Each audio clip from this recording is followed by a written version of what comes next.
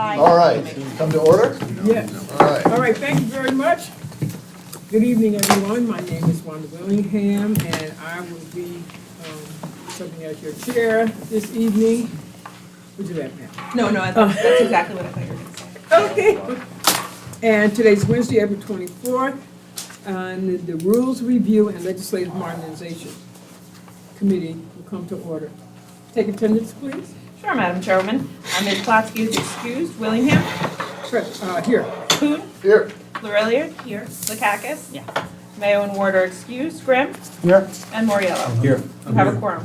Very good. Sorry, Dave. Next month, I think. I'll save it. I'll save it for you. Okay. Thank you for speaking up. Okay, all right, very good. All right, we're I have to gonna be here tonight. get right to work here. I know you guys have had a long evening so far, so let's get ready. Sure. Item 1 is approving the previous meeting minutes. Can I get a motion? So moved. I got a motion. Second. I got a second. I got a motion from Mr. Kuhn. I got a second from Mr. Mayor. All those in favor? Aye. Opposed? Unanimous. Item 2 is establishing a policy for proclamations issued by the Albany County Legislature. You have some designated prime sponsor. Okay. Okay, what happened to number 2? Oh, did it? We just. Oh, it just, never mind then. I'm sorry. I have them backwards on my thing. Amending the Albany County Legislative Rules of Order to provide clarification. This is confusing. It's the second one. Okay, it's the second one. Okay. all right. It's- That's what it was originally called. No. Wait, it's this. It's because Clarification. last Okay, month, it's Oh, last you're month's looking at agenda, last which month. happens to be identical. Okay, I'm confused. Oh, okay, I'm sorry. like, I don't know what's Let me, well, I'm missing I thought I read the right one. Which one do you want to take first? Yeah, whichever one you prefer. the last one you said, okay. Okay, then we're going, thank you. Is this mine? I don't know, it was in front of you and I borrowed it. from Oh, the okay. attorney. All right, thanks. Just reread it. Okay, item 3 is amending the Albany County Legislative Rules of Order to provide clarification, and you have been designated prime sponsor on this as well.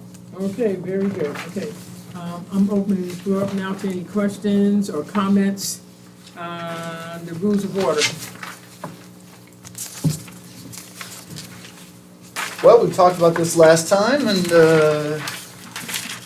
thought these changes made a lot of sense, so I'll be supporting them.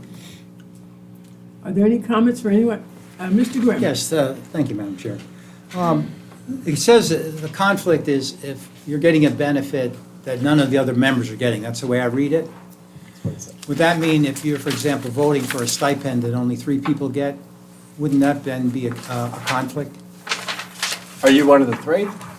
If I were one of the 3, yeah. Yeah. So if you're one of the 3, you have to abstain on that, on votes on stipends. Because I don't remember anyone ever doing that, but.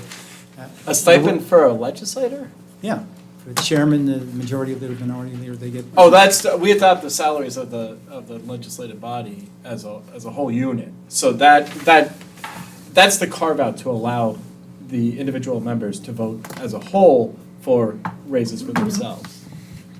You talking about the same? Or they could never have a raise. And you're also voting on the next legislature. Yeah, exactly, just a little point of correction. As stated, you're voting for the salaries of the next incoming legislature, so you're not technically voting for your own. You have to get reelected to come back in.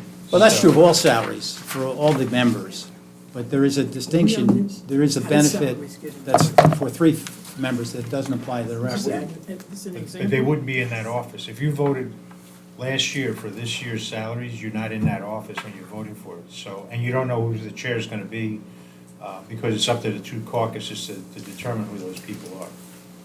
So last meeting, we talked about a tax exemption that's going to be pretty widely applicable. What if we had some strange tax exemption that only applied to you 3 gentlemen? You'd have to abstain from that vote. Yeah, I mean, because some people misinterpret what a conflict is. A conflict is to give you, in other words, if you vote for something that everybody gets, it's not a conflict, even though you may benefit. Yeah. Yeah. Right. Okay. And I mean, this is standard language, and it's intended to do that. Okay. Doesn't the New York Public Officers Law still cover a lot of this anyway, right? Yeah. Okay. Yes, Mr. Bergeron. I just got a question about, and I don't know what the answer is. it says in which he or she has a direct personal or pecuniary financial interest. So a personal interest can be anything. You could be voting on a religious matter and you say, No, a personal interest is if you have like a spouse or a child getting an interest. It doesn't have, like if you're married to the person or something like that, or you're otherwise getting a financial benefit. That's a personal interest. It's not what you happen to be personally interested in. Like in my example that I just used, if we have an exemption that only applies to you three, your three brothers, you'd have to abstain from that. yeah. Is that in the definitions, though? That should be defined, what personal is, based on what Becky just said. Well, it's well known in Robert's rules, and it's not something that necessarily needs to be defined because it's considered a well known. Letter law. Yeah. Yeah. Yeah, whatever Latin thing you just said. Black letter law. Oh, black letter law. It was all English, but it's okay. Black letter law. I heard it wrong. Black law. So this is your legal opinion, is that correct? I've never listened. It's long standing. Long-standing law. I don't think we should All that stuff. Yeah. Seriously, written in black. Right. Okay. Exactly. Any other comments or questions? If not, I'll entertain a motion. I'd love to move this. I'll second that. Okay, I got a motion from Mr. Cactus, I got a second from Mr. Clune. All those in favor? Aye. Opposed? Unanimous, thank you very much. We're gonna move on to the next. Item 2 is establishing a policy for proclamations issued by the Albany County Legislature. Want to touch on these amendments we talked about today? And the amendments and the changes. Yes. Okay. So, Chairwoman Willingham has been designated prime sponsor on this, but we wanted to point out a couple amendments that are going to occur. It currently includes some titles and staff names. We're going to remove those and just make it more universal. So instead of being the Director of Communications, it will just become the Office of the Chair. In case down the line that title changes, this policy won't need updating. It'll just remain in effect. So it's just to clean it up a little bit. I don't have a page 2 on mine. I don't have a procedure It's on 6 and 7? Granicus. 6 and 7? Yeah, it's 6 and 7. Oh, he can't see it. It's 3 on my Granicus. Yeah, it's 3. First, He's on You have the hard resolution 218 is on page 1, and then the first page of the policy is on page 2. No, I've got this, but nothing under procedure. Turn the page.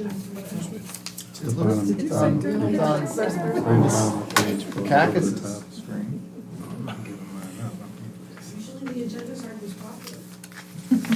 No, I have page 101. I'm looking on here. Where are you That's all I looking, have. Paul, you don't have 3 pages on that? No. No, it ends with procedure. And what does You it say on can't the slide bottom? it What over. did he 101? say? Just slide. It says 101. I think it's, wait a second. Are there any more copies? Yeah, you can have mine. Who's Yeah, got? Please pass it down, please pass it down. 6 and 7. There it is, Paul. It's on page 6 and 7 of the paper. Yeah, okay, but I, once again, I was trying to look at it on here. Maybe it wasn't updated. All requests for proclamations. Okay. Except from Paul. Have we had a chance to review? Martin's got a question. Yeah, Mr. Simpson? yes. For me, this represents a radical deviation from what we've always done.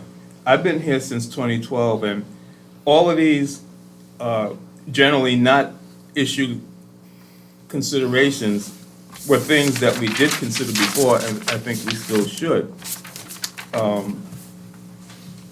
And I'll, speak a little further on it. We have a present major conflict in the Middle East. I haven't checked, but I would bet any amount of money there's going to be some kind of tumult on the SUNY Albany campus and other campuses. I think as leaders, we have a responsibility to give guidance and moral incentive to positive outcomes. And I don't think it's responsible for us to say that we don't want to deal with things that are controversial ideologically or religious. I think we have a responsibility to lead for these pressing issues, And we always have until now. I don't think this is the way to go in terms of elected leadership. And the concern that we don't know enough about it, I think there's certain issues that have been here for a long time that we have a responsibility to engage and be mindful of and to lead and give advice. So I don't like any of these things that are excluded. And I don't think it's appropriate. Can I make a comment? So what I would like to say is, I've been here since 2000. Okay.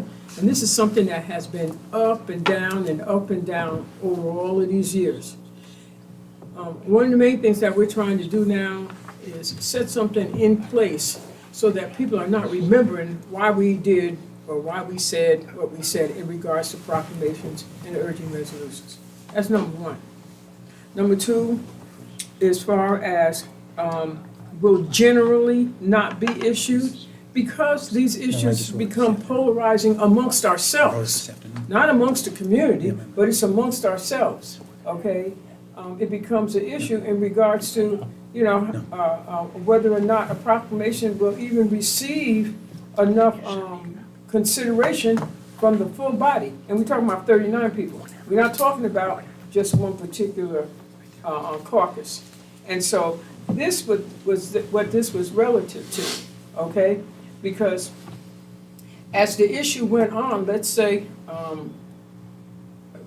overseas, I'll just use that term right now, okay? It became particularly polarizing as far as this body was concerned. And people were concerned on different sides, but also had concerns for both sides at the same time, but not wanting to offend. And so it became, to me, more than politically correct for us to do something. Those became personal issues on how I felt individually as opposed to how you felt about it. And even amongst our own caucus, we didn't agree. So as far as national or international groups requesting a proclamation, I take issue with that. And the main reason is I'm not overseas. I don't know what's going on between two opposing countries. And I feel it's felt very uncomfortable in trying to make a decision about what was going on there. I'm not naming any country or anything like that, but we did say international, so I just wanted to speak to that right there.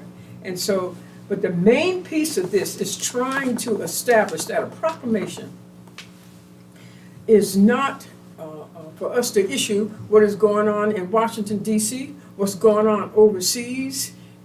We have something here that just provides something. A proclamation is generally used for just for the things that we've been doing, just as of late.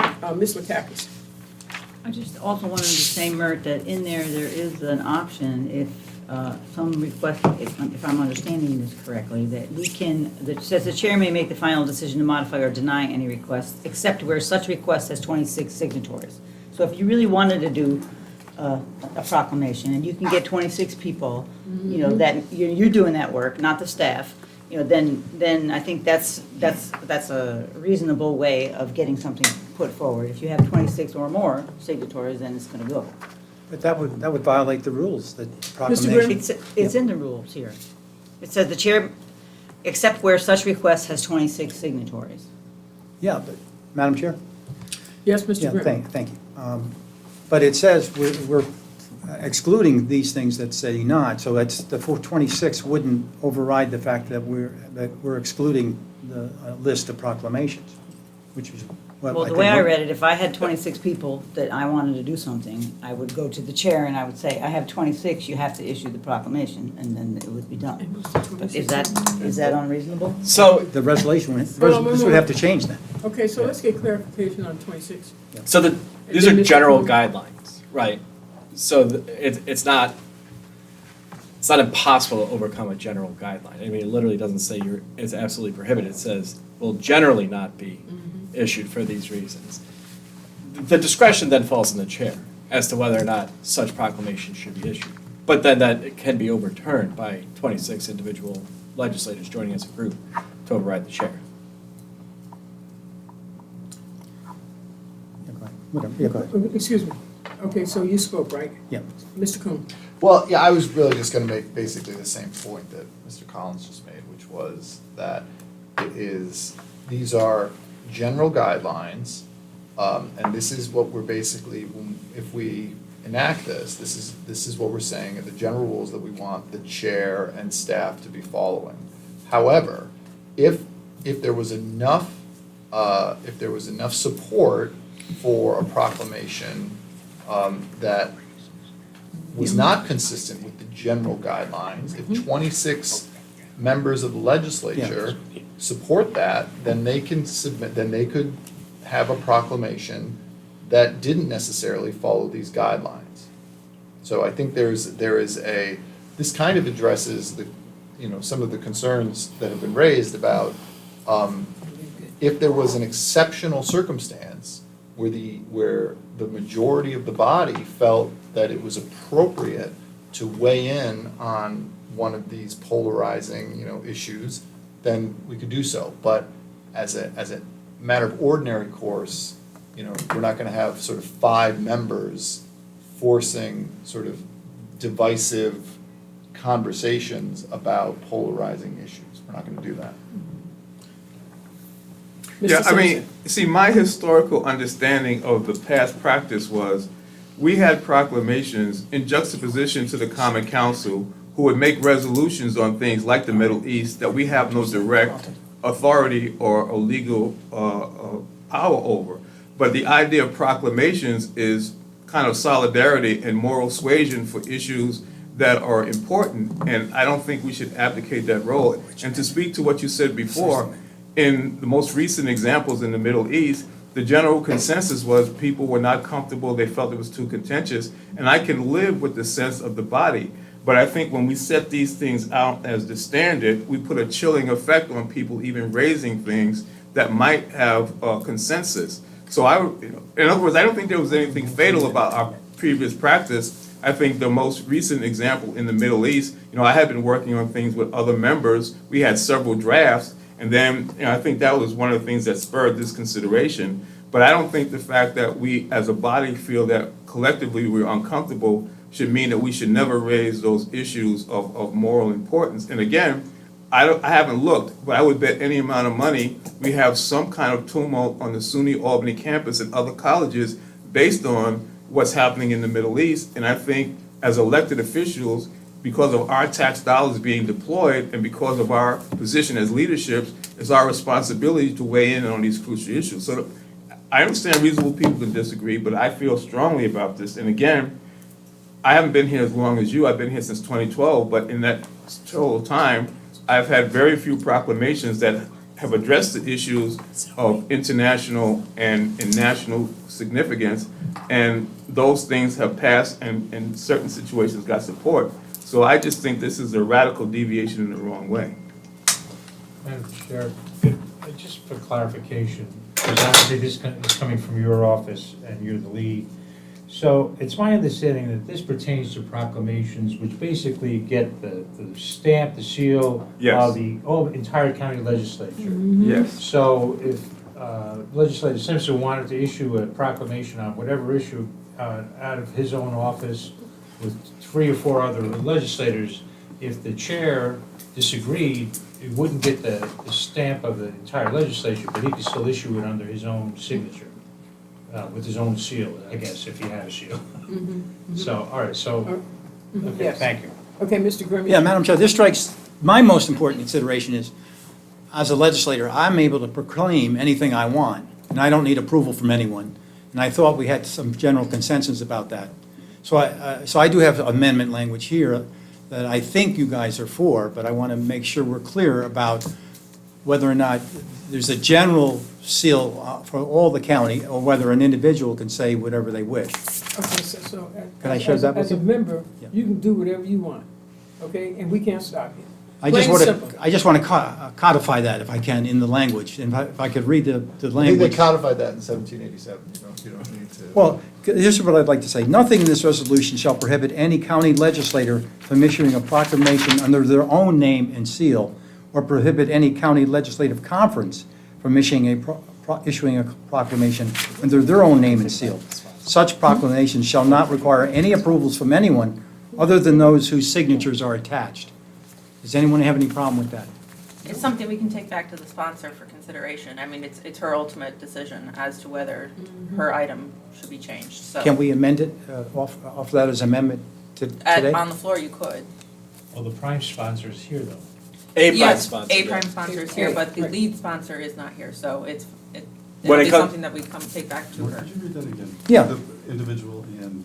Yeah, it's, because I want to, we're in the minority as a party, I want to make sure our rights are And protected. that's not a problem, but Yeah. that's what we're gonna do. We're gonna take it back to the prime sponsor and back to the chair, okay, and consideration.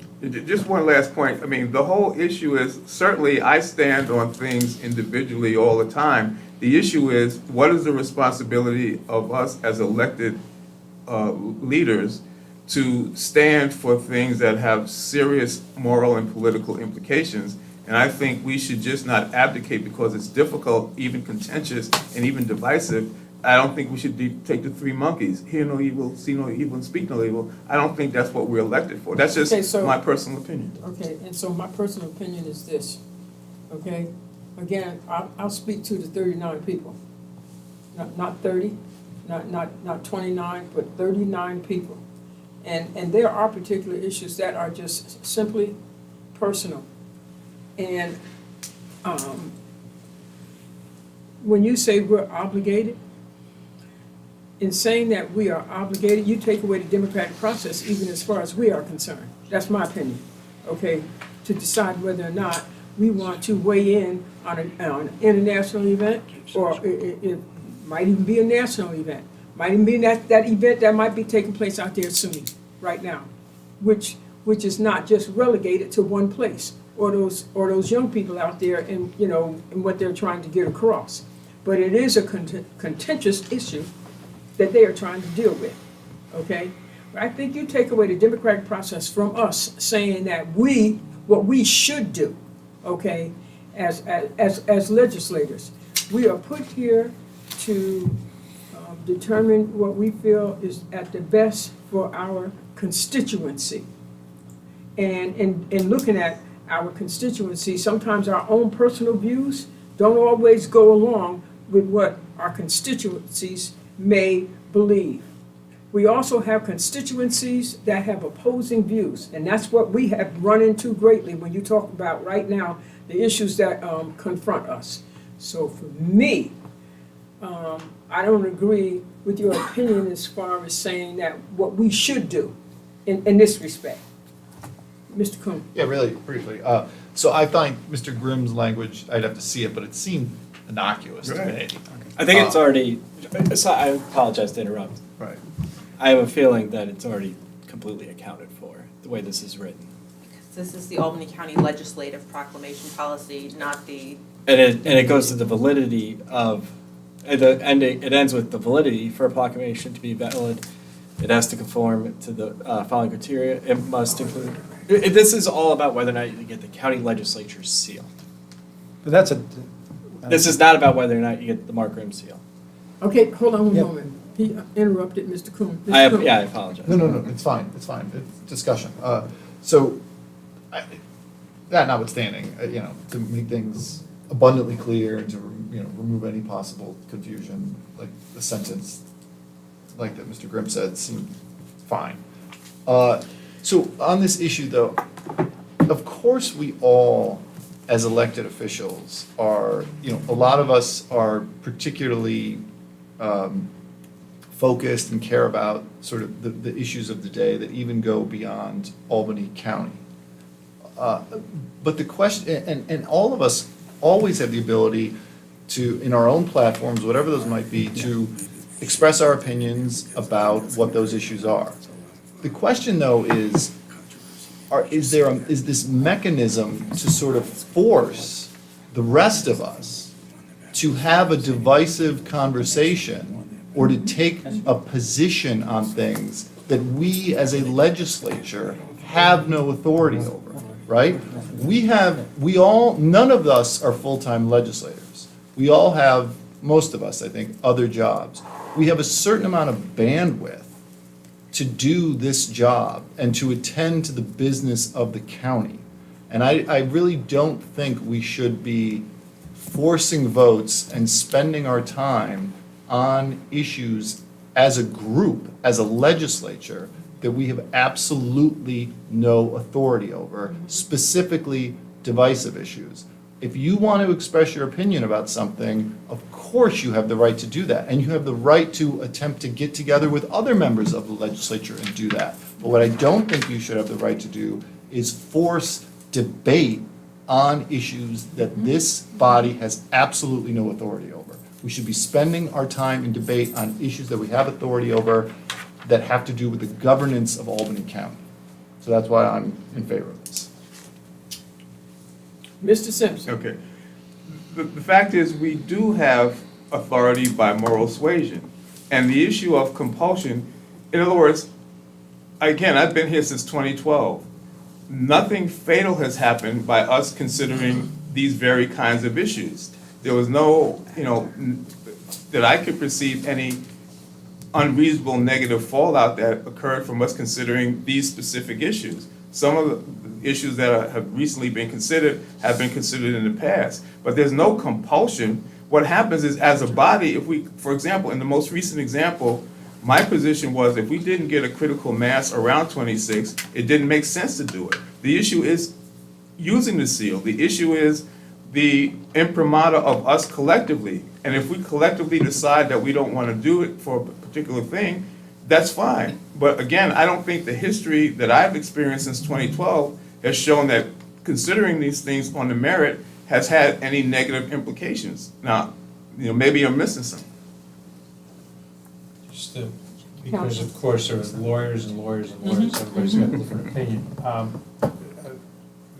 Although I believe, in reference to what was heard from counsel, although I think if you read the policy completely, it could be obviously read, and it should be read to mean that it's just for resolution or proclamations of the entire legislature. However, we will provide the language that Mr. Grimm provided to all of you, because I think it would not only help clarify it. We're sitting around this table having read it and many discussions, but the average citizen will have access to this. And if the average citizen says, well, look, you're my legislator, I want you to have the entire legislature come out with some preposterous resolution, or proclamation, that is. So they give a line and say, well, I'm sorry, they're not gonna be willing to do it, but I can do it. So it may add some clarification. I realize everybody needs to see the language and then make a decision, so. But I think it might be worthwhile adding it. Okay. I mean, this has been a very good discussion, I will say. I do agree with Mr. Kuhn's summation. I also agree with what you have said too, as far as, what this is really about. But the one thing you gotta remember, one comment that you made, you haven't seen anything that has come in front of us that's going to, been a problem. Well, we got one now. We got more than one, okay? And we are affected, okay? And I really, the last thing that he just spoke about, your constituency being able to come to you and ask you to take up something and bring to us that, I mean, who knows what it could be, okay? But right now, people have had to respond to putting their names to something right now that is causing a lot of, repercussions for folks. So that's not entirely true, okay? And because of, the international situations that's going on, and I know that for a fact. So, we are going to table this? Motion. Oh, I need a motion. I'll move to move it out to the full legislature. Yeah, I would just say, with the proviso that it's likely to change with the language I submitted, I can support this, but I cannot support this without that language. Then you can vote no. Okay. Because, no, as indicated, Arnis will be sending out the language to us, but it's not, as indicated, it is going to be considered by the lead sponsor who will Okay, very good. make that determination for her. May I ask a sort of a point of order question? And I'm not a member of the Rules Reform Committee. So wait a minute. Okay, in order to do that, we have to have a point of order from a voting member. I think I've read that somewhere. It has to be somebody, I'm almost certain. Huh? Yeah, we currently have a motion. Yeah, and we currently have a motion. You don't But have a I- second, so Okay, but wait a minute. aren't You- legislators talking. allowed to ask Okay, a wait, question? so I got a motion right now from Mr. Coon. I'll second. I got a second from Ms. Lakakis, okay? All right, do I move with the vote? Yeah, you can, Okay, I'm gonna go ahead with the vote. you can, it's, We can't vote. Help me. If I'm wrong, I'll stand corrected. I'm a big enough person to do that. yeah, I mean, yeah, I mean, you can hear it, you don't have to, because he's not a member of the committee, you're correct. Okay. One of his, yeah. Could you hear? I'm waiting to hear from the, Well, would you say that? Because You I can- you can't can say hear that. it. okay. Madam Chair, Oh, no, wait, no. I'm going to hear from Mr. Bergdorf. Thank you. I with my blessing. Thank you, Mr. Grimm, for yielding me 2 minutes. I'll try to stick with that. It just strikes me, and I realize that the prime sponsor is not here. But, you know, generally speaking, if the prime sponsor is here, we don't even raise the issue. But I'm hearing generally from people that are on this committee that they would support an addition such as that. Is that accurate? It still requires a vote of the people, and I'm gonna take the vote now, okay? And then that way, we will, listen, and then that way, we will know the position of the people that are on the committee. Am I correct? I think so. All right, so I got a motion from Mr. Clunas, I got a second from Ms. Lakakis. All those in favor, let it be known by saying aye. Aye. 1, 2, 3, 4. And opposed, and You 5? got five. 5. And opposed? No. Just one no or 2 no's? 2 no's. I got 2 no's. You wanna, So the motion passes. Just for the record, Madam Chair, I'm voting no because my amendment was left out. If it's put back in, I intend to vote yes. Okay.